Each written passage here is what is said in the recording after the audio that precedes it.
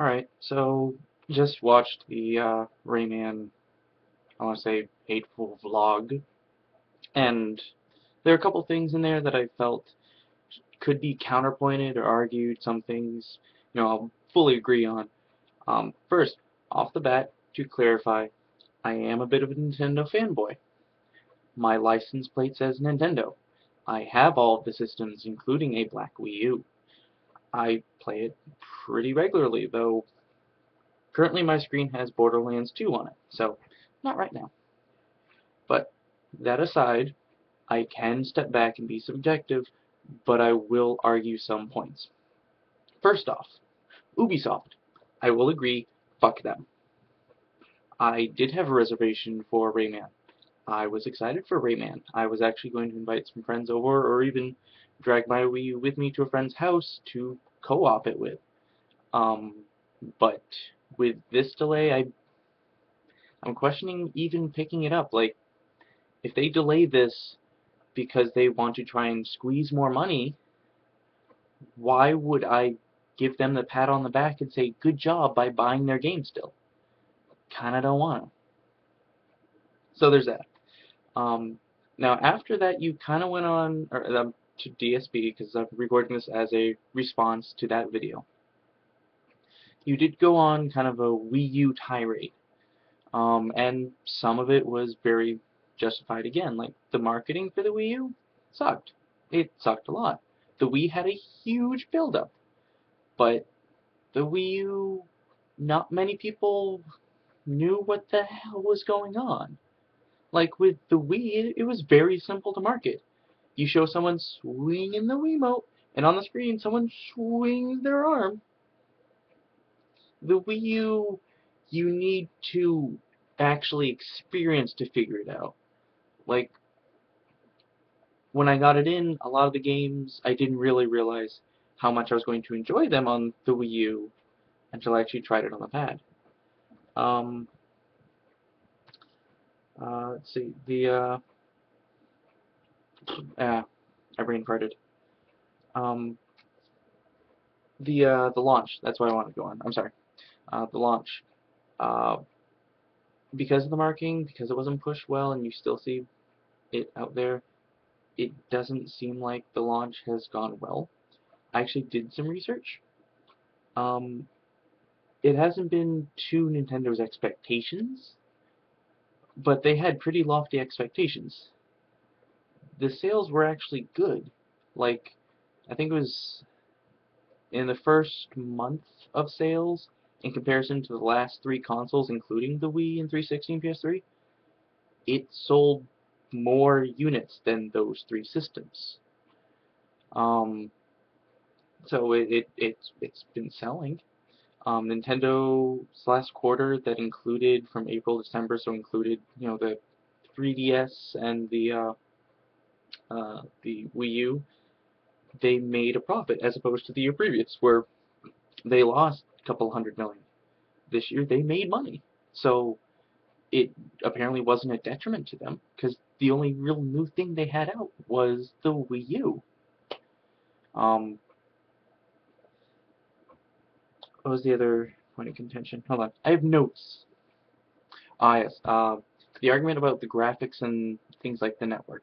The network is still iffy. There's no real argument I can make about that. Like Hulu works on it, Netflix works on it. I haven't tried any online game.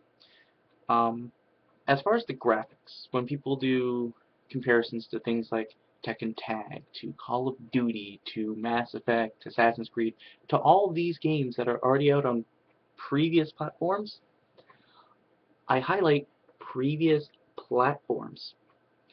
You're not going to put a GameCube game into a Wii and expect a better gaming experience. The game is still going to be made for a GameCube. The game is still going to run as well as it does on a GameCube. When you plug now old gen games into a new gen system, it's not going to look better. They ported it over. They didn't improve it. They ported it so it could be played on the system. Let's think to Things like Skyrim's a good example. All the DLCs they have for Skyrim, they can throw right on the 360 because they're exclusivity, but then they complain about how to fix problems or make them available for the PS3 because it's a different system. If they rush these games out and just simply port them, they're running on a different system, different hardware, different software. They're gonna run differently. And if it's an old game, it's not gonna run any better than the previous ones. Okay, so it shows lag as compared to the other ones. You know what? Those games were made for those systems. They weren't made for the Wii U. I have had zero issue with Wii U exclusive games, ones that were made from the ground up on the Wii U. I've had zero issue with it. It's all the ports right now. That being said, when these new ports start coming out, or the new third gen games, the good, you know, third party games come out, I don't see why I wouldn't get it on the Wii U.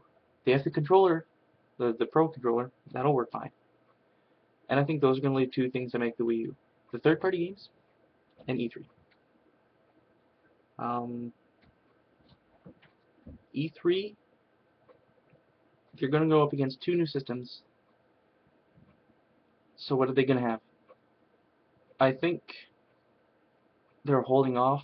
This is hopeful too, mind you. I know they'll have Smash Brothers there and Mario Kart, but I think they're holding off on huge game announcements until E3 because they need to combat those systems. How does it help us right now? It doesn't. They were hoping to keep us enthralled with all these games that distributors, third parties keep delaying, or games that they have issues with and have to delay. It's not, I think, what they want, but it's what they need to do. And when I look at what Nintendo actually does and what they're going to do, or more importantly, what the other systems claim to do with the whole used game thing, I think after E3, when next Christmas comes around, I would not be surprised to see more people leaning towards the Wii U. And this, again, might be hopeful. This might be my Nintendo fanboyism coming out. But I don't see any real reason if what is supposed to be on the Wii U is on the Wii U. Because when those new systems come out, Wii U's going to have just as much power as them. There's no reason for the third parties to avoid it anymore. There's a Pro Controller, they can use the Pro Controller. I think it's just going to come down to what the first gen games are at that point, and the price of the new systems. So that's my little piece. So there you go.